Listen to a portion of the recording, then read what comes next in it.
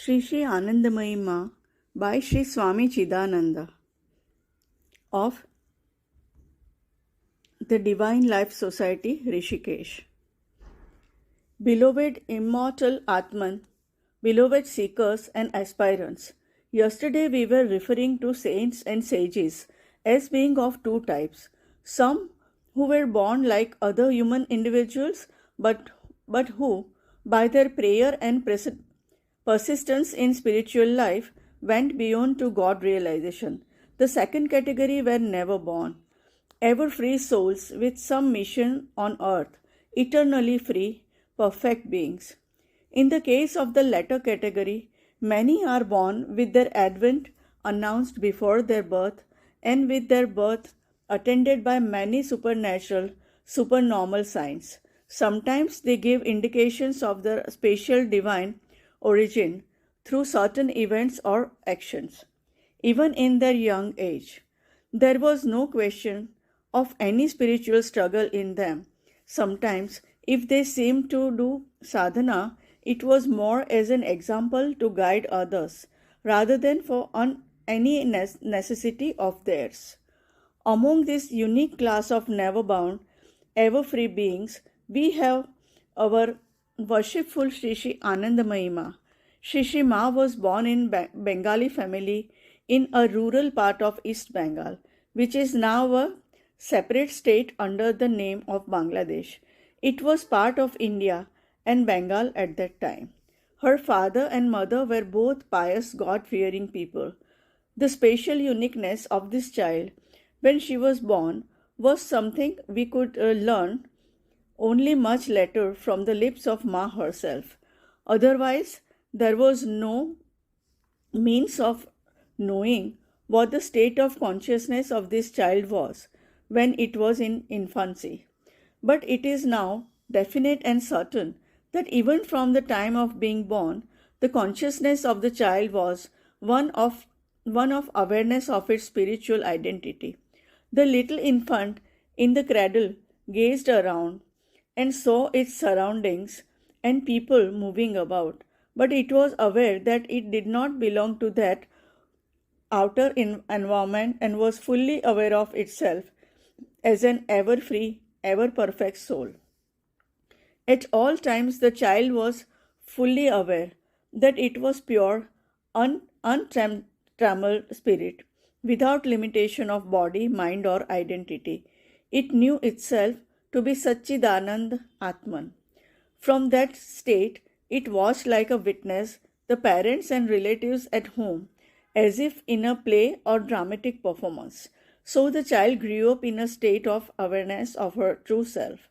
That awareness afterwards never left Ma until the very last day of her life. This, then, is the secret behind Ma's personality. As was the case in those days, the child was brought up with great love and affection by her parents, relatives, and neighbors. She received the rudiments of ordinary, normal education, but was more interested in serving her parents at home than anything else. As in the case of Lord Krishna, this little girl had a powerful attraction to all people. She was often extremely sweet and kind-natured, filled with the spirit of service. She liked to help her mother in the household duties. One extraordinary trait in her was that when she heard the chanting of God's name, she gravitated to that place. She could not resist it. Otherwise, she was normal and ordinary in every respect. This young girl Nirmala, which means pure, grew up into a very virtuous and sweet-tempered, good-natured young maid. As was the Indian custom, when she became of marriageable age, the family arranged a marriage with a good boy from a reputable family, and they were married. The young man, Bholanath, was also of a pure and simple nature. Now the couple entered into the second stage of life, according to the Hindu life pattern. However, in a short time, through a couple of incidents, Bholanath became aware that his bride was no ordinary human individual. He felt that he had some celestial or divine being as his partner. From that day onwards, although all thought of, basing their relationship upon the gross physical level vanished from the mind of the earthly husband of this being. As days passed by, many extraordinary experiences were gone through by the young bride and housewife, but through it all, she was meticulous in performing all her household duties and responsibilities, and, if necessary, attending to guests in the house. She was a very good cook and a very large hearted housewife.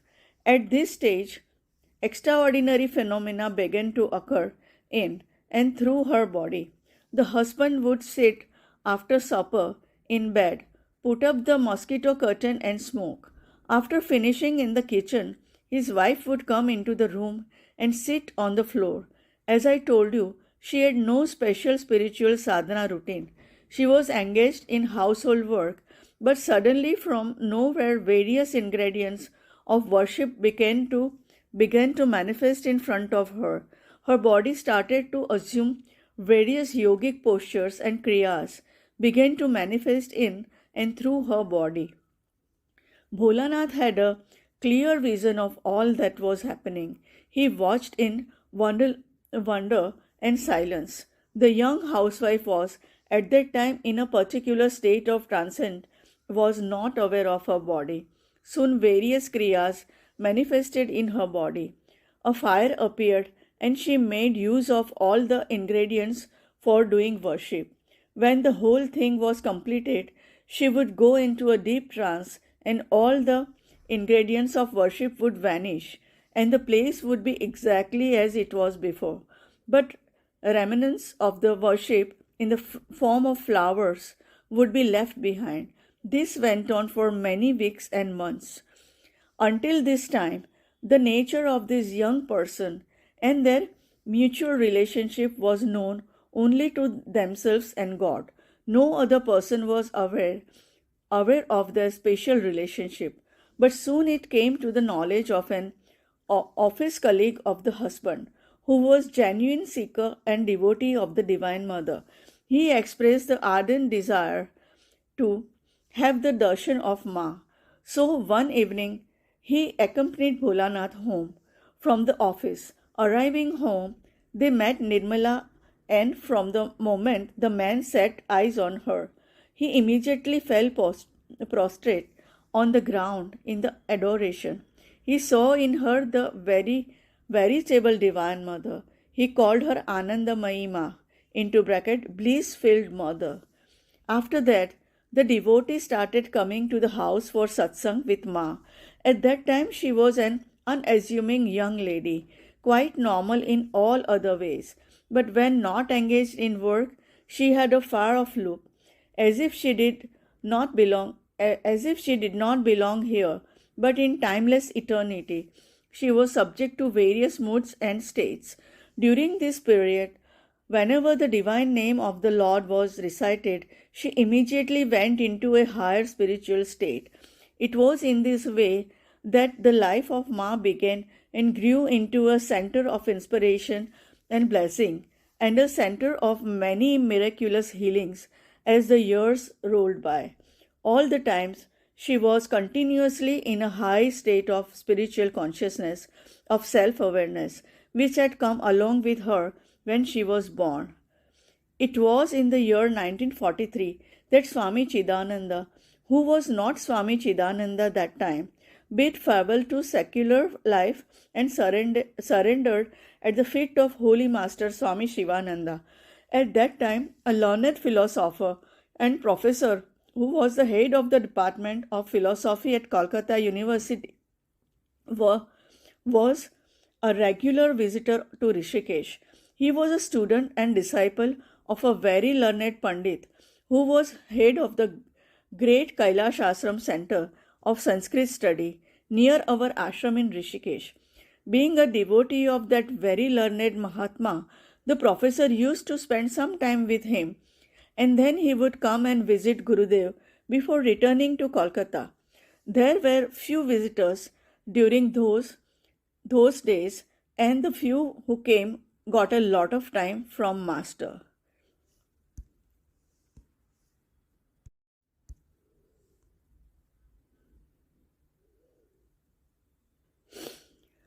I was new to the ashram and I was deeply interested in the conversation this professor had with Gurudev. The professor was a very anglicized type of Bengali gentleman with a very orthodox wife. They were both sitting with Gurudev and he was narrating their experiences with Ma. He told how when he first heard about the presence of such an extraordinary holy lady, he was prompted to have her darshan. He was an important university professor. Shri Ma was living in a small room of a temple dedicated to Divine Mother Kali. It was called the Temple of Dakshineshwar, the same temple where Ramakrishna lived during his lifetime. Reaching the temple, they inquired about the room of Ma and they were taken to a small corner room where Ma sat deeply immersed. After paying their respects, he sought permission to ask a few questions. Ma graciously smiled and said yes. Being a philosopher, he wanted to put some intricate, subtle philosophical questions to her. He narrated what happened when he asked his question.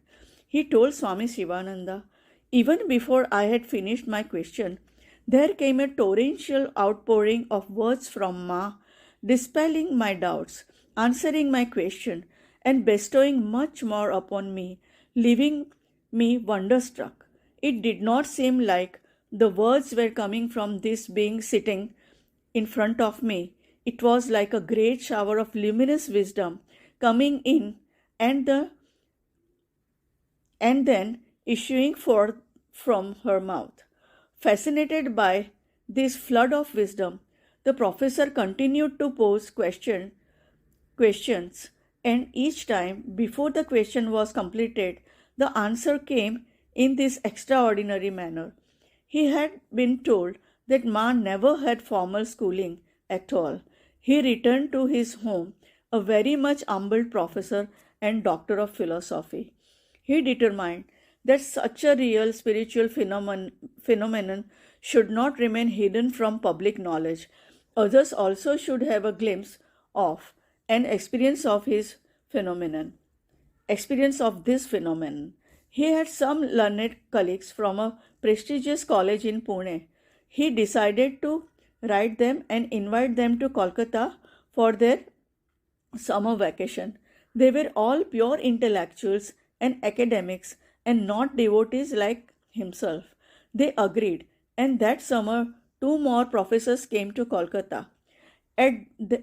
All three went to have Ma's darshan and found her in the same state of high consciousness. They plied her with innumerable questions. Upon the first occasion, the professor had questioned Ma with humility as a devotee and seeker. But now these two professors from Pune had no spiritual background at all. So they continued to put forth intricate questions to Ma to see how she would answer. For 2.5 to 3 hours, this non-stop session went on. Ultimately, the professors were exhausted, while Ma was ever serene, unperturbed, with no sign of fatigue, and as fresh as ever. This ended their first meeting. Upon subsequent visits, they became convinced beyond a shadow of a doubt that they were in the presence of a divine being and not a human person. All this the professor related to Swami Shivananda, and Swami Chidananda, who was not a Swami then, was listening to the conversation with great interest. That was how I came to know about Ma, never having met her before and not knowing where she lived. 3 or 4 years later, on occasion came an occasion came when I found myself in the holy city of Varanasi, and I came to know that there was a big ashram of Ma and that she was there. This was in February 1948. I was staying with an old monk in Varanasi. I requested that he take me to Ma's ashram, At that time, Ma was having performed a very great spiritual yagna or sacrifice for the welfare of the world and all people. She had initiated the she had initiated the repetition of an important mantra several millions of times. It was in the form of the repetition each day of the Gayatri mantra by 100 Brahmin learned Pandits. It actually took 2.5 years to complete this yagna, and it was in progress when I first met Ma. It was an interesting revelation to me at that time. I thought that Ma would give me darshan, perhaps sitting upon a special seat, but I found her seated on the floor giving instructions regarding the yagna. I bowed down to her, and the old monk said, "He comes from Rishikesh and is a disciple of Sri Swami Chidananda." The moment she heard Sivananda, she folded her hands and asked me, "How is Pitaji?" To Shishima, everyone was father and everyone was mother, because her consciousness was that of a little girl. She never felt that she was a grown up woman, but she was a child. Blessed are they who are pure of heart, for theirs is the kingdom of heaven. Suffer the little children come to me. I did not understand who she was referring to as father. The monk told me she is referring to your guru, Swami Chidananda. That darshan of Ma was the fulfillment of a long cherished dream I had since first hearing about her.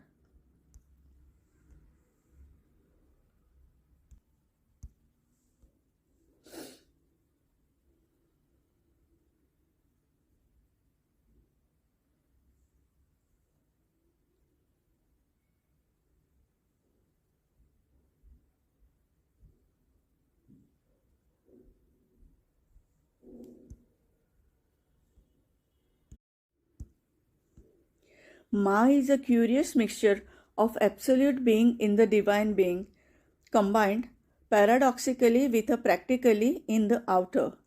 When it came to little details of programs in her ashram, she was constantly in touch with the organizers and gave detailed instructions on how to proceed.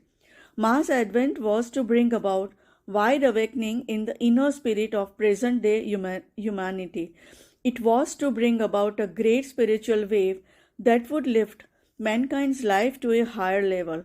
Her one admonition to us is God is the one great reality. To know and experience Him is the whole purpose of human existence, and the life that doesn't strive to do this is wasted. So do do not hesitate to strive to achieve this great goal. She, con- she, she counseled patience in all the ups and downs of life. Everything will right itself. But this patience did not imply negation. Do all that is necessary to be done, but do not be anxious. Do your best and leave the rest to God. She gave great importance to the chanting of the divine name. The only words worth uttering are those concerned with God. If you want to talk about God. All other talk is just futile and leads only to sorrow and grief. To her own disciples, she laid down strict rules and regulations for their daily life and sadhana. For the past nearly 25 years, she allowed devotees to prepare a full week of retreat every year. In the month of November, it was sadhana from early morning until evening, about 9:30 p.m. Reading of the scriptures was a salient feature each day. Punctuality was a must. A bell sounded 2 minutes before each session, when everyone must be at his place. If people came late, the door was closed and they could not enter. They were supposed, in this case, to sit outside and go through the same sadhana as those inside. During this week period, Ma regularly attended morning, noon, and night. in the forenoon at 9 a.m. and again in the afternoon at 2:30 p.m. There was a full hour of silent meditation when she came and sat on stage immersed in deep silence. This was called 1 week of self-control and not sadhana week. There was a great deal of restriction in diet also. The sadhakas ate only one time in 24 hours. There were two fasts on days 1 and 7 with only water. On the fourth day, only milk and fruit was taken. In that way, though her consciousness was always in higher spiritual plane, she was also able to be pragmatic and plan details of the programs.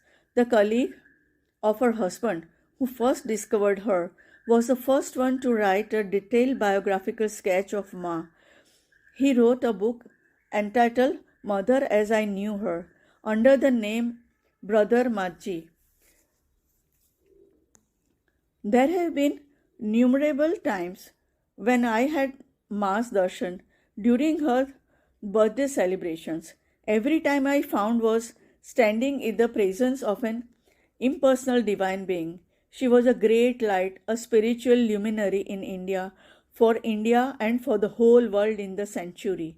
Once again, similar was the state of consciousness of the young lad who went to settle down in Arunachala, Raman Maharshi. Both of these people, I find, though from different parts of India, were more or less in the same state of consciousness that was undiminished even in the midst of so much activity. They were always aware of their reality. The presence of such great souls in the midst of human society is a powerful source to uplift our consciousness and to guide us toward our goal in life.